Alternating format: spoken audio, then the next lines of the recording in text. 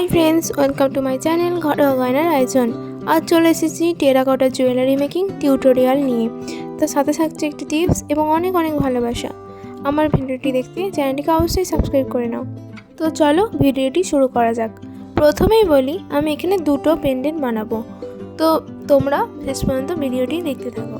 কীভাবেই সহজেই মাটির পেন্ডেন্ট বানাতে পারবে। সবাই ভাবে মাটির গয়না বানানো হয়তো অনেক কঠিন কাজ, কিন্তু এই কাজটা কীভাবে সহজেই করবে সেটাই দেখে নাও। তো আমি এখানে বাড়িতে থাকা অপ্রয়োজনীয় জিনিস বেশি ব্যবহার করেছি।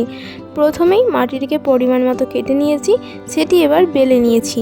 এবার কৌটোর ঢাকনা দিয়ে গোল শেপ করে নিয়েছি। এবার এখানে সর্ষের তেল ব্যবহার করেছি মাটিটিকে হার্ড করার জন্য। তোমরা এখানে জলও ব্যবহার করতে পারো, তবে তোমাদের জন্য আজকে টিপস রইল, জলের পরিবর্তে তোমরা যদি সরষের তেল ব্যবহার করো তাহলে মাটিটার শেপ করে ডিজাইনটা তুমি যা চাইছো সেটাই সহজে করতে পারবে। তো এবার ছুরি দিয়ে ডিজাইন করে নিয়েছি। এবার গুঁড়ো তারকে কেটে সেটাকে হুক করে মাটির পেন্ডেন্টে লাগিয়ে দিয়েছি, যাতে টার্সেল লাগাতে পারি। এই একইভাবে সেকেন্ডের পেন্ডেন্টটাও বানিয়ে নিয়েছি, তবে ডিজাইনটা একটু আলাদা করেছি, সেটা তোমরা ভালো করে দেখলেই বুঝতে পারবে।